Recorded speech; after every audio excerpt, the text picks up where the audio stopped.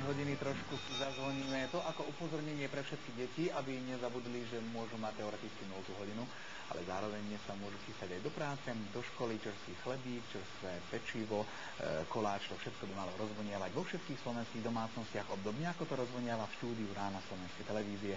A my teraz prejdeme na ďalšiu, určite zaujímavú tému. Celý svet jej hovoril a teraz o to častejšie bude hovoriť mama. Nože ktože tou mamou je? Princezná Diana.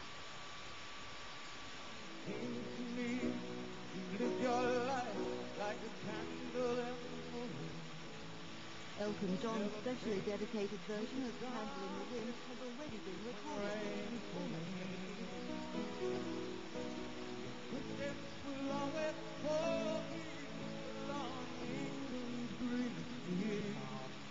So much love. My wedded husband.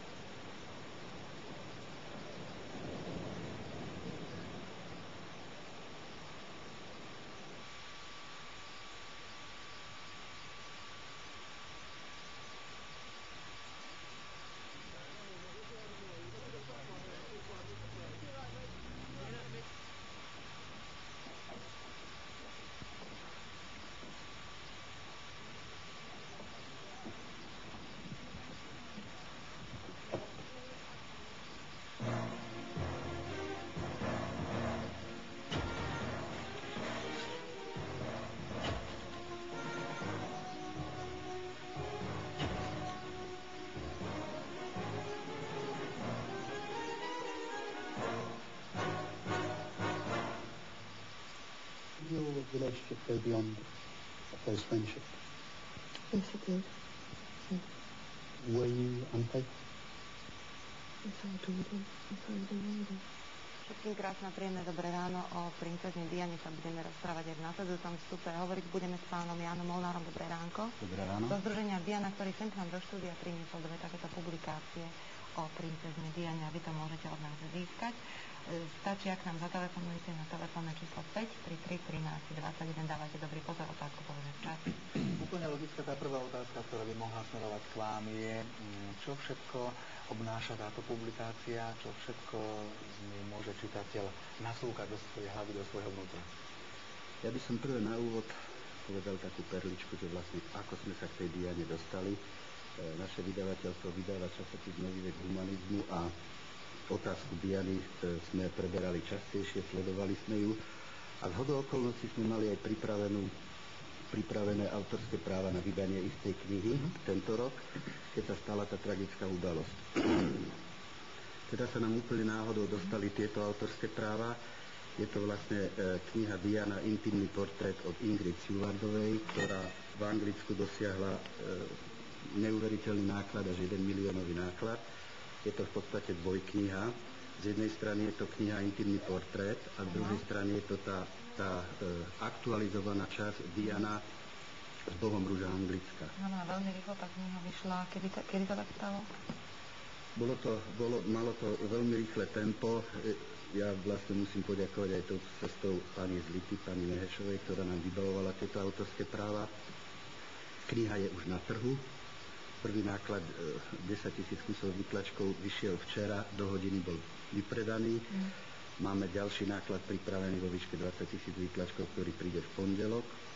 A vzhľadom na ten veľký záujem sme dali vytlačiť až 250 000 výtlačkov. Veríme, že každému, kto sa zaujíma o Dianu, sa táto kniha dostane. Ak vy náhodou určite urobíte ďalšie výtlačky, my sa o tejto zaujímavej publikácii budeme rozprávať aj po telepsíku, pretože v štúdiu už je pripravená naša kolegyňa, takže nech sa páči, zdravím, k čomu chcete?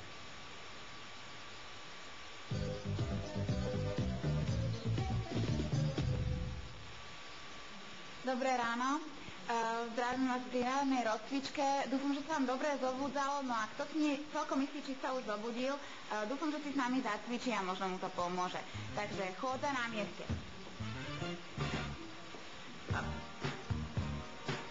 Ešte poď. 4 a 3 a 2 a odchod. Na publikácia farebná, to stojí za to dokonca s fotografiami, bohužiaľ nie je veľmi príjemnej a veselej udalosti z pohrebu princezny Diany. Túto jedinečnú publikáciu môžete získať za predpokladu, že ste pozorne počúvali náš úvodný rozhovor a teda viete, že táto kniha alebo táto publikácia je vlastne dvojknihou. My sme dokonca predstavili aj jeden, aj druhý názov a od vás chceme, aby ste nám tieto dva názvy nahlásili na telefónne číslo 07 533 13 21. Volajte čím skôr, pretože máte šancu získať túto knihu. Autorkou knihy Ingrid Stewardová. Znamená to, že to bola nejaká blízka rodiny anglickej? Áno, je to veľmi skúsená novinárka v podstate, Ingrid Stewardová, ktorá bola blízka priateľka aj princeznej Diany. Poznala perfektne kráľovský dvor a vlastne Diane sa venuje úplne od jej detstva. Preto je aj tá kniha výnimočná. V podstate táto kniha neuzrela ešte svetlo sveta. Na Slovensku je poprvýkrát, i keď boli vydané rôzne knihy o nej. Je tam 9 kapitol, autorka mala veľmi šťastnú ruku, veľmi dobré pero. Kniha je písaná v takých dvoch rovinách. Tá prvá rovina je vlastne taká určitá faktografická, ktorá zachycuje tie vážne udalosti okolo života princeznej Diany. Tá druhá rovina je priam taká románová, kde zachytáva autorka veľmi citlivým perom jej detstvo. Vieme, že Diana mala pekné detstvo, mala dve sestry, mala brata, mali sa veľmi radi, ale už v 10 rokov zažila prvé sklamanie, keď sa rodičia rozviedli. Veľmi citlivo sa tam opisuje dialog medzi Dianou a rodičmi, medzi jej vlastnou matkou a potom následnou matkou. Tento rozchod v nej zanechal veľmi, veľmi negatívne stanovisko k životu.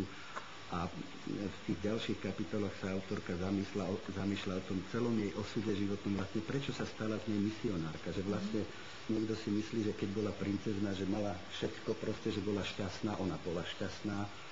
Veľmi pekne je tam vykreslená ten jej ľúbostný vzťah s princom Charlesom, ona ho skutočne veľmi milovala a prosila novinárov, aby sa nestarali do ich súkromného vzťahu. Novinári to veľmi zneužívali, však vieme, že sa rôzne zábery škandalizovali, keď mala nejakého priateľa, s ktorým si podala ruku, tak sa hneď to považovalo, že je to jej milenec a tak ďalej. A vlastne tým novinárom sa aj podarilo ten vzťah trošička narušiť. V skutočnosti bolo predsa okolo toho bolo toľko polemík, že asi my to nevyriešime. Je to už taký osud tých slávnejších alebo známejších ľudí, ale aký je váš vlastný súkromný pohľad na princeznú Dianu? Viete čo, mne sa tá kniha veľmi páči z toho hľadiska, že má tie dve časti, teda tá prvá časť to je ten intimný portrét a s tým súvisí aj ten môj subjektívny pohľad a tá druhá časť je vlastne tie okolnosti, za ktorých tragicky zahynula. A vlastne je tam pekne vykreslený aj ten odkaz Diany, ten jej humanitný odkaz, predtým ten ľúbostný vzťah s Dodym Alfejdom, ktorý nebol len obyčajný milionár, ale ktorý bol veľký humanista, pardon, s ktorým natáčala filmy, podporovali Spielbergové filmy a dokonca mienili teraz natočiť film. Pracovný názov filmu bol Utrpenie na zemi z ich skúseností, lebo Alfejd ju podporoval v tej jej humanitnej činnosti, teraz tie nášlapové míny zviditeľňovala tú hrôzu vojen. Si myslím, že princezna Diana je veľká osobnosť a jej smrť je trošička aj vecou pokroku, že ľudia až po jej smrti si uvedomili, akú osobnosť sme stratili. Že to bola žena, nie len matka. V mnohých prípadoch to je len tak. Teraz na chvíľočku preruším a poprosil by som Andreu Šalingovú o správne odpovede. Aspoň tí ľudí, ktorí sa dovolali do tejto chvíle, pretože čas je neúprosný a keď všetko na tomto svete by sme dokázali zastaviť, v žiadnom prípade nie čas. Áno, ešte doplním informáciu, že kniha je zaujímavá aj fotodokumentáciou. Richard to ukazoval na kameru, presne tak. 35 fotografií to znamená, som stihol ukázať. O to je bohatia tá kniha, nie len o text, ale fotografie. 60 fotografií, tam 40 farebných strán. Dvaja z vás teda môžu získať túto knihu, 4 stihli nadiktovať počas 5 minút správne odpovede. Ja prečítam, že to je Zuzana Klajnová, Jozef Babinčák, Jozef Androvič a Štefánia Šabová. Dvaja z vás získajú celkom dobrá šanca, nie? 50%. Áno, správna odpoveď, Diana intimný portrét a Diana z Bohorúža Anglicka. Takže vy ste odpovedali správne, dvoch z vás teraz žrebujeme, získa od nás Áno. knihy. Jedného vyžrebuje Jeden. Diana Jana a jedného náš milý host. Tak ja som vyžrebovala Štefániu Šabovú, Mlynky 143, srdečne blahoželáme, vaša je kniha už možno od zajtra. A pán Molnár vyžreboval Jozefa Androviča, Rajecká 5 Bratislava. A vaša bude kniha už možno od dnes, pretože do Bratislavy príde tá pošta niečo skôr. Srdečne gratulujeme vám, chceme veľmi pekne poďakovať za návštevu v štúdiu a držať palce, aby projekt vyšiel podľa vašich predstav. Pokiaľ sa dostaneme, Janka, k pesničke Na želanie, ja to budem listovať, ale chcem sa ťa opýtať, už som ti hovoril, že ťa pozývam na jedno fantastické študentské podujatie, ktoré bude v Košiciach? Áno,